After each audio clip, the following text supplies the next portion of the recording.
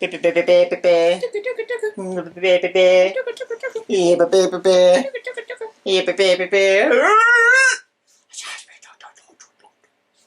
was our live tribute performance to Torchwood's theme. This is the BBC Proms now. Yeah.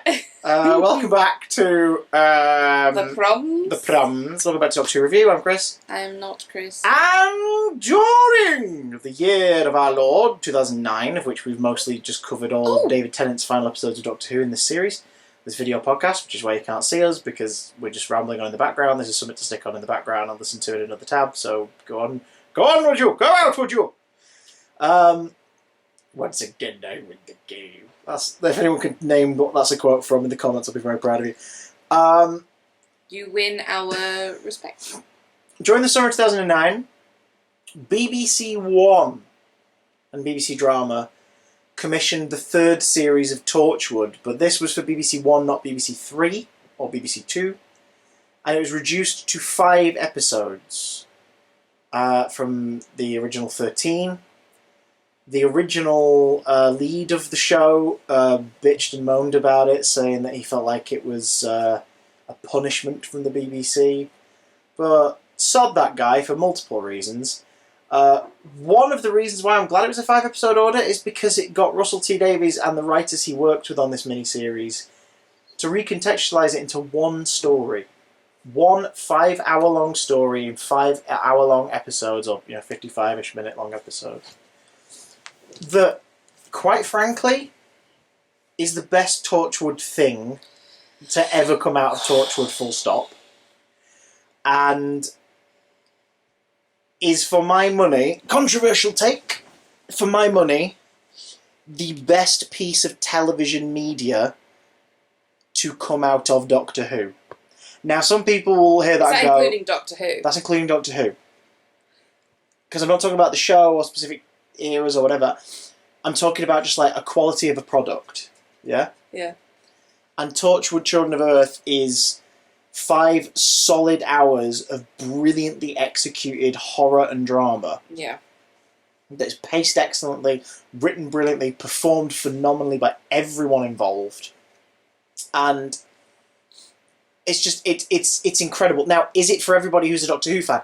Absolutely not. No. Absolutely not. Like, it's not the most enjoyable Doctor Who related thing ever.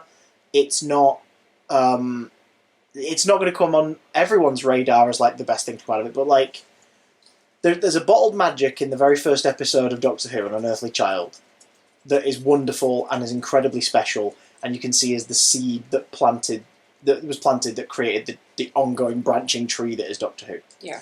This is the best piece of fruit to come off of that goddamn tree. It's incredible TV. Now, I was worried when I mentioned that I thought it was the best Doctor Who related thing ever made to you in the run-up to this. You who, for context for you guys, hadn't seen this. No. I'd seen the first 2 series of Torchwood. Yeah, the BBC 3 years. Yeah, and then I don't know, just kind of lost it after that. I think you said you saw part of Miracle Day, or you at least are aware enough of it that you were able to go, like, oh, Thingy was in it, wasn't he? Thingy was in it, but like, don't remember that. This now. was, but like, this was a completely. This was new territory. Yeah. Because I didn't want to watch like an episode of it because I knew it was 5 episodes, and so you'd need to watch them in order.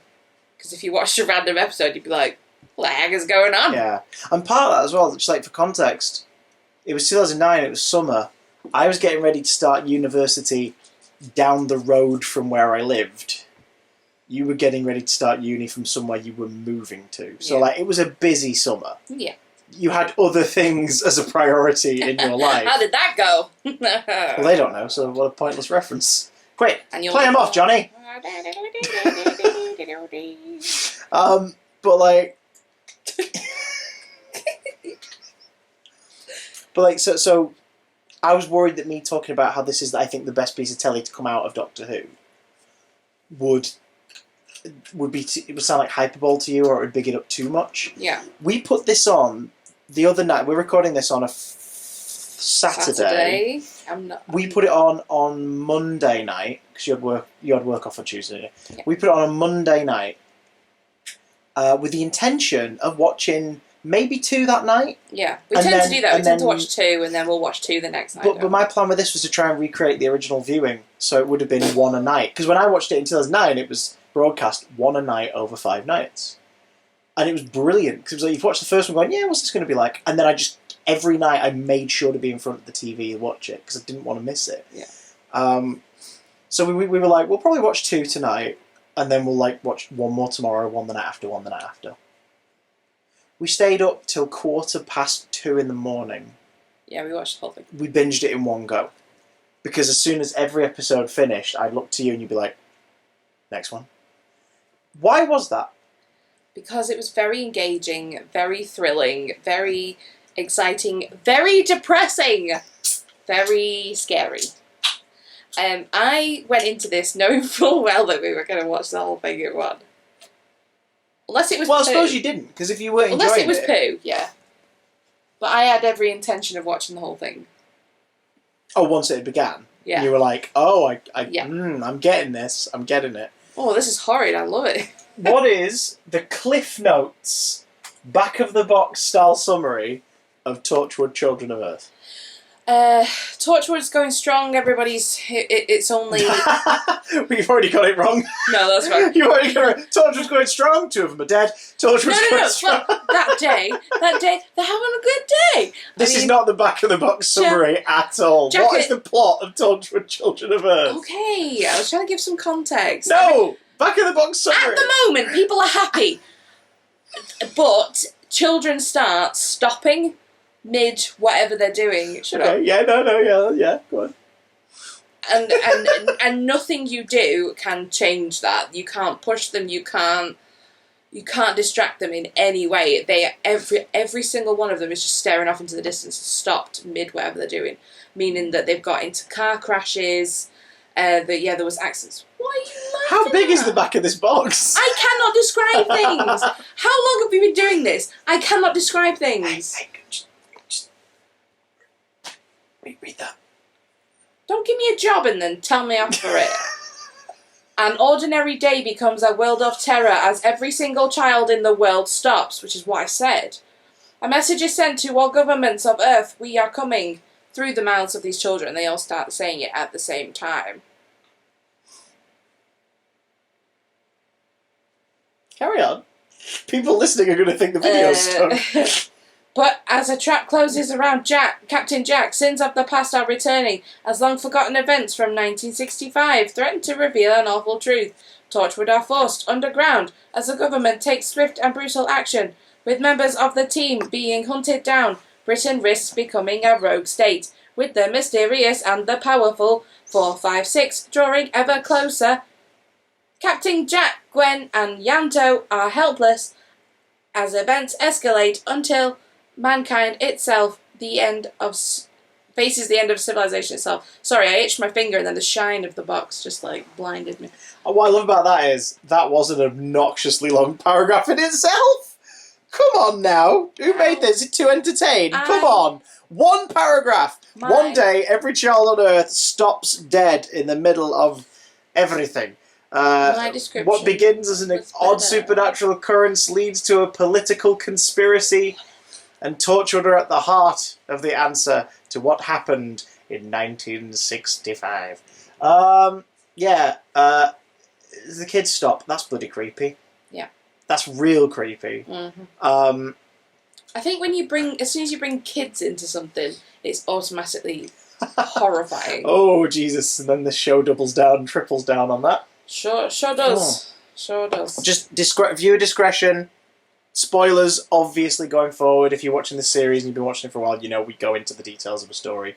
So if you've not watched Children of Earth, seriously, go away. End your watch now. Let's have a 2-second silence so there's no excuse. Go and watch it. If you've not seen it and want to watch it, turn it off now and join us again when you've seen it.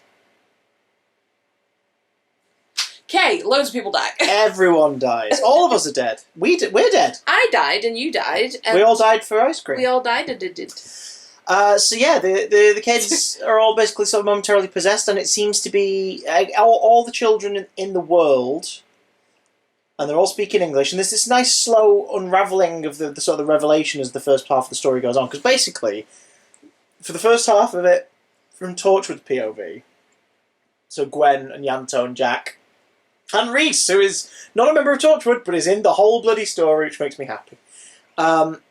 What's going on from their perspective is, this is weird, we're slowly piecing together the mystery, as are certain like news and research groups around the world, when they all realise that, hang on, every child, when they start speaking in unison, all of them are speaking English. English, yeah. So that narrows it down to like the countries that are English speaking, and then when it comes down to them like pointing in directions and everything, and it zeroing in on the UK, the mystery starts to like compartmentalise into what is happening. Can I just point out how creepy that is? Imagine if you're living in somewhere really remote that doesn't speak any other language except in the country that they're from, and they're, say, like in the Himalayas up the mountains, a kid just starts speaking English just out of nowhere.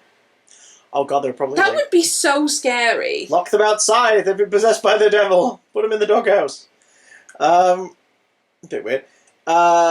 But yeah, no, it's creepy as sin.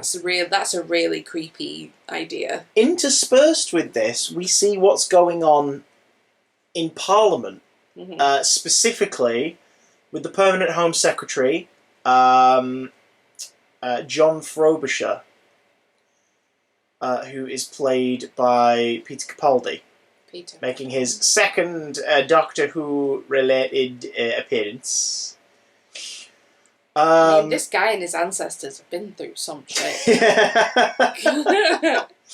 But yeah, so he essentially has been the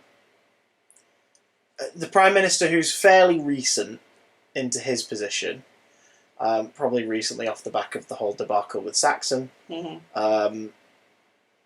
He's like, yeah, I'm staying away from this. Like, I'm vaguely aware of what this is, but for the sake of my political position, I ain't touching this. I'm not being seen as responsible for wherever this goes. So I'm going to monitor it, but it's up to you to deal with it.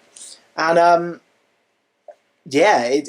Frobisher has to basically be the liaison to monitoring the situation and making sure that it's not uncovered publicly to the rest of the world that Britain, deep down in the political archives and machinations of it all, know full well what's happening, because it's based on something that happened in the 60s. Because every child on the planet does this, except for also one actual human being. There's a guy who goes through it as well every time it happens to the kids. We're both trying to pull up full cast list here, but it's not bloody helping. His name? What is his name? Mr. Man. Because they call him something completely different from what his as actual Clem. name is. Clem is his original name, isn't it? Clement MacDonald. So back in the 60s, bright light appears at this place in Scotland, and a lot of orphan children are handed to whatever's on the other side of the bright light. So it looks like a classic Alien kind of... Like, walk into the light, kids, it's abduction. And it seemingly was, except one lad got away, and that was Clem. So now he's reacting the same way the kids are, because he's sort of tuned into the same frequency. Because what it turns out to have been, essentially, was an exchange. These aliens threatened biological warfare. They'd started it as sort of a sample of what they were capable of on a small scale, and as the armed forces and medical folks in the 60s in that area of Scotland start to combat it, a deal is reached where they gave, 12 children to the aliens, because the aliens basically asked for kids, so they agreed on 12, they sent 12 through, 11 went through because one escaped. So when we realise that what the 4, 5, 6 are, and I love that we don't know their name, I love that they don't care about Earth knowing their designation or name. Yeah. They're like, you refer to us as the 4, 5, 6, so that's what we'll call ourselves. And that they're named after the frequency that were picked up on. The 4, 5, 6 have come back, and they send specifications for a thing. You could condense all the key points of this story into maybe a 2-part episode, 2 45-minute parts. But what makes this what's so wonderful, wrong word, but you know what I mean, is the level of detail it goes into, and a lot of that is less the Torchwood plot, and more the government side of it all. Seeing how it actually plays out.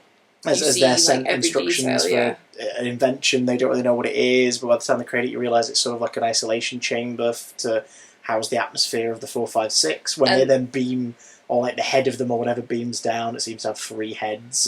And the underlying thing of, right, who can I blame this on? Yes, yeah, like no one's really looking at it from a human perspective. Yeah. They're looking at it from a self-preservation level. Which is... Except for Frobisher, who's doing that because that's his job, but the whole time you can tell he's terrified, like, beyond him, for his daughters and his family and what their role may have to be in all this. I think what makes me laugh is that people... Capaldi's so good in this. So good. Oh, he's incredible in that. This is my favourite Doctor Who role of his. It's so good. That's not a dig, it's just like, he packs so much into 5 hours. Or 4 and a bit hours. Why are you laughing? Because I just realised how dark that was. It makes me laugh that people get really pissy that, oh, Doctor Who gets political. Bitch, please. Excuse my swearing. This had the idea that the government have no idea what they're doing. The only thing that they're bothered about is their self-preservation. Yeah. And what to blame, who they can put the blame on. Yeah. Like different countries included, and America trying to take control of everything. Mm-hmm. And it's like, is it new? Is it new that Doctor Who's political? With a is it? brilliant general character played by Colin McFarlane, but you're always going to get a good performance from Colin McFarlane. Sorry, I just wanted to put that. No, it's fine. But it's absolutely true. That's the thing. Like, this obviously isn't a political message.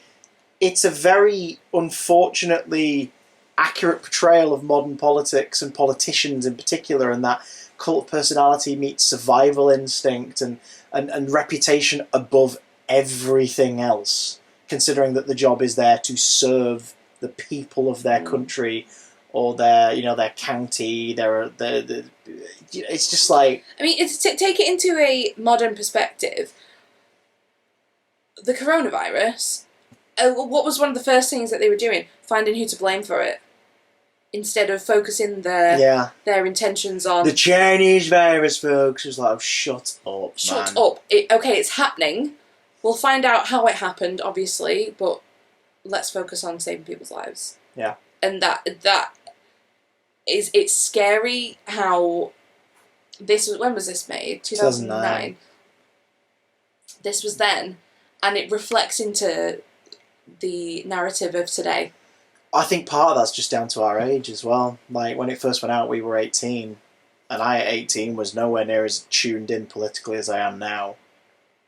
And like, we cut to now, at the time I was recording this, I'm 30, I'll be 31 when this goes out. Like, it's depressing, because now I'm like, wait, has it always been like this? Yeah, so it goes to show Oh some my things God. never change. I mean, what was going on? Was it the recession? Oh yeah, we were in the recession at that point. Like, figuring out who's to blame for that, instead of figuring out a system How to fix help it, us. how to change things, how to ease it for people. Yeah, no one cares. Sorry, I ran over. and John Frobisher's put through absolutely the meat grinder of it all, because he's basically made the figurehead. He's the one that everyone's yelling at. Because there is a file on what happened in, and he and a few others, 65, are briefed enough, aren't they, to get the gist? Yeah, it's like it's mysteriously blank. There's nothing there, and the Prime Minister's like, I don't want anything to do with that. That's nothing to do with me. If somebody finds that out, that's not my fault. Until it looks like he might get in trouble, and then suddenly he's really invested. He's brilliant as well. Nicholas Farrell playing Prime Minister Green. He does a great job.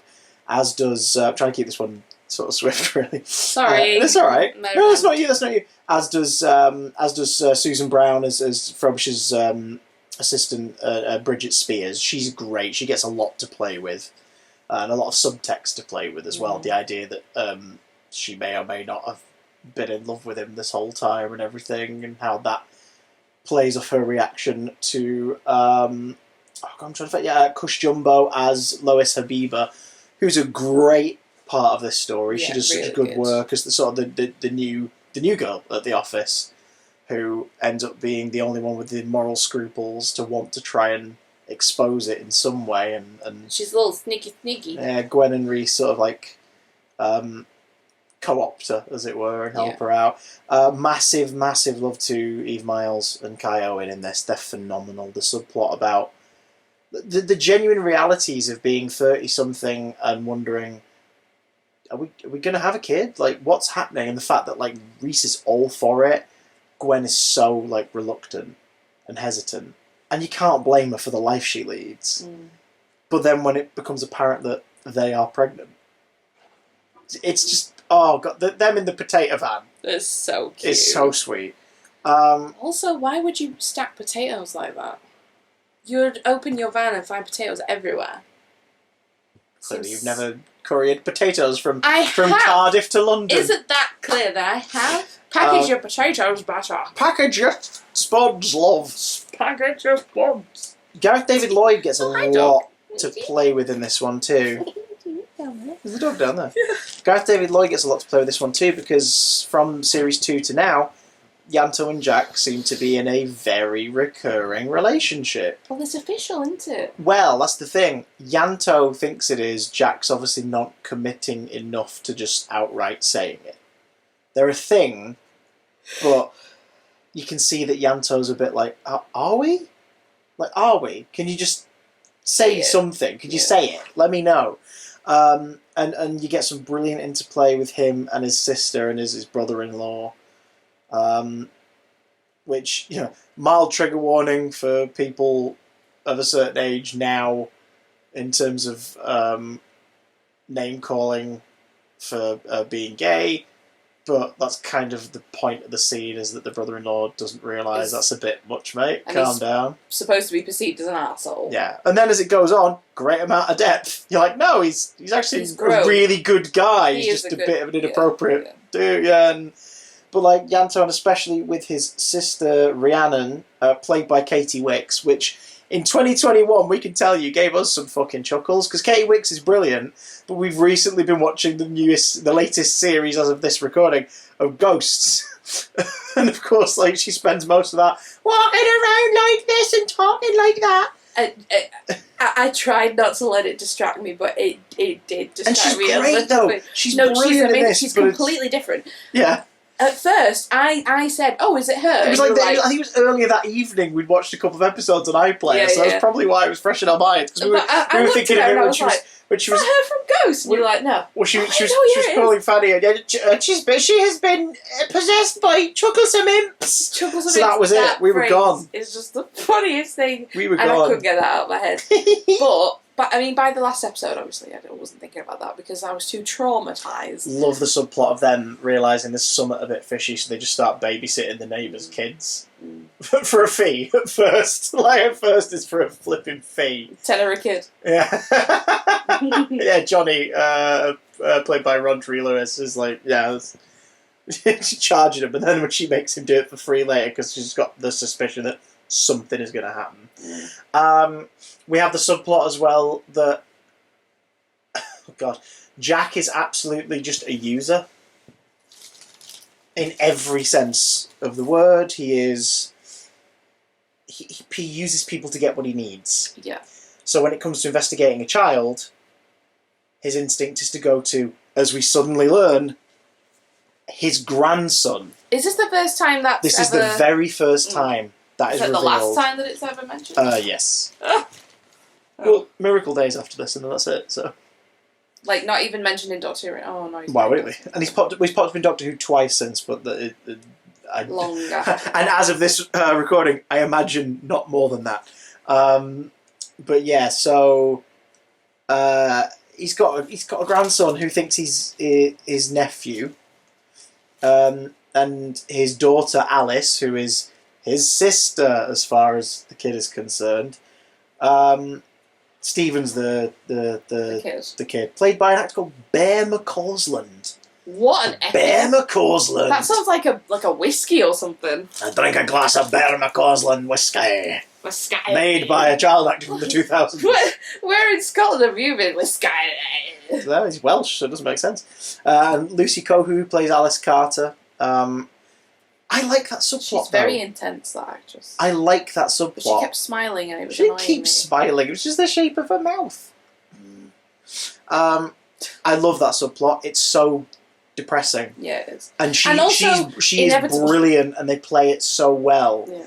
And the idea of like she's trying to distance them, not because his life's a dangerous life, but how the hell she's supposed to explain how her dad isn't ever aging. Yeah.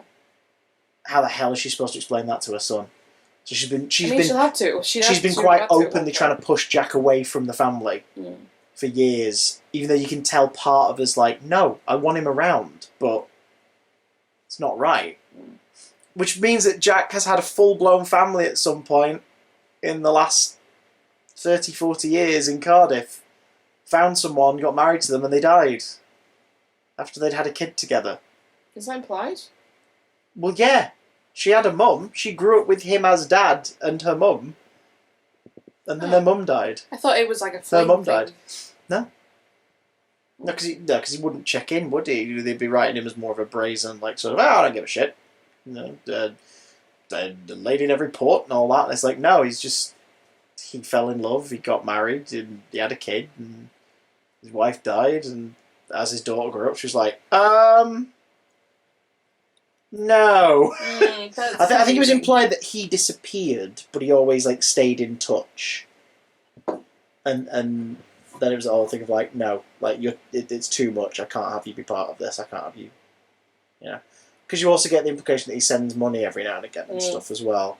So he cares and he's respecting her wishes to stay distant, but then he's still using his grandson to do research on, which of course culminates in like the most horrifying decision at the end of the story.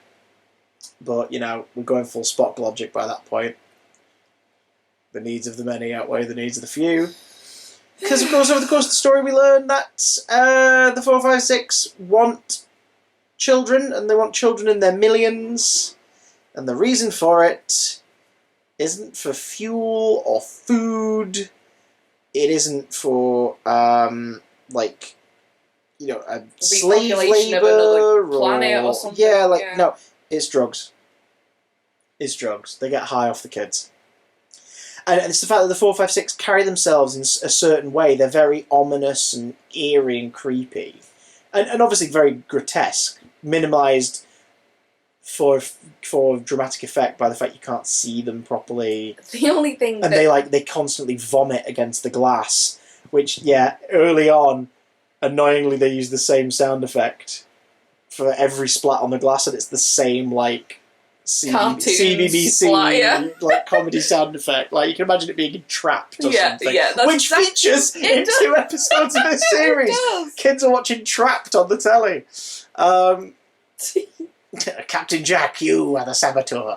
Oh my god! So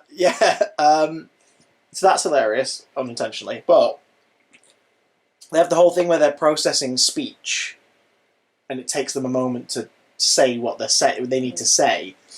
In a very creepy, monotone, deep voice. Because then you have that really, really weird bit where basically John Frobisher has the first meeting with them, and he says, like, we're going to bring in, there's other world leaders going to be part, I'm going to talk to you, but the world leaders are going to be watching, because, like, UNIT get involved, and we meet another UNIT commander who's very good as well, and it's a great cast, everyone's brilliant in this. Christ, the politicians that are in the room where they're debating how they're going to divvy up the children, that scene is horrifying, every actor is absolutely bringing it. Yeah. Including Nick Briggs as this sort of, like, slightly detached from the familial aspect of it all politician who's just looking at the cold hard facts of the reputation of the party and the cabinet. Yeah, because he doesn't have kids. So. And you just sort of like, oh my god, that's horrible. Like he's very toady.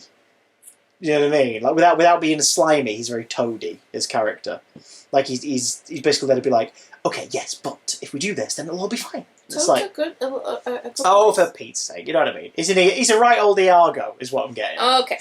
I get parrot talk. Sacrifice 4 million children. No, wrong Iago. Wrong Iago. That Iago is a reference to what I'm talking about. The point is,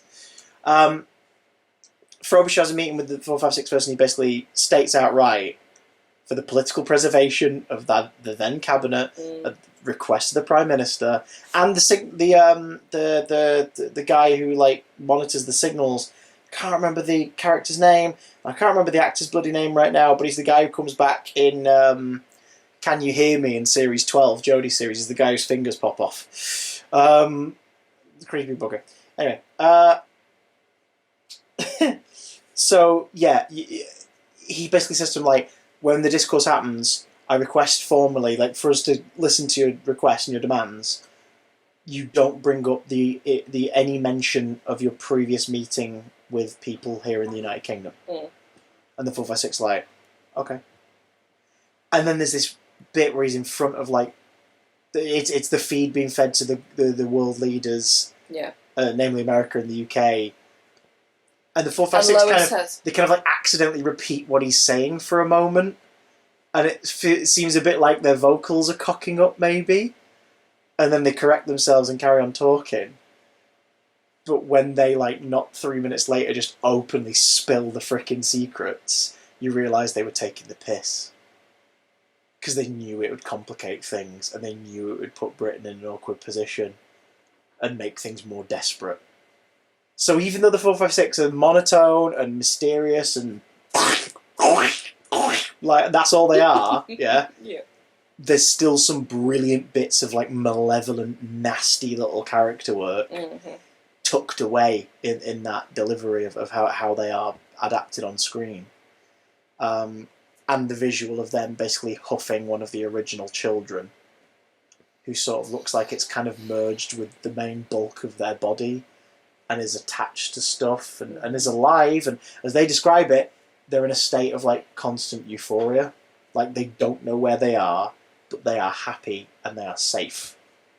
So it's basically like the kids are drugged up to hell and the 456 get high off the kids. It's horrid.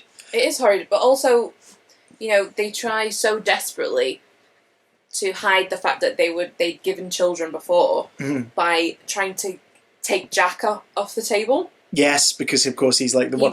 And you have the whole thing with Agent Johnson, played by... We're going to wrap this up shortly because the battery's having one even though I charged it. Liz May Bryce, who does a great job. It gives us an excuse to see the many deaths of Captain Jack Harkness, like being blown up and configured inside a body bag, and then the body parts apparently then start to mould together. Because they haven't laid him out in a person shape.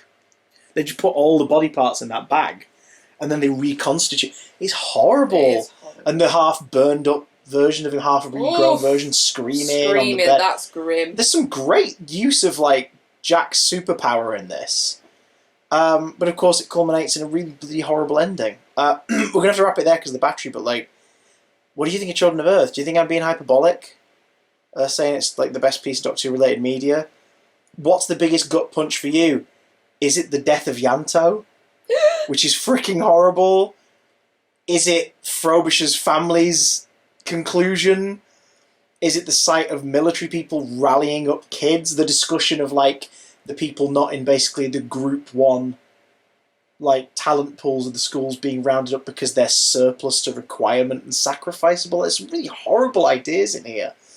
Which, of course, ends in Jack eventually fleeing, and makes sense. Probably feel ashamed at everything he's done.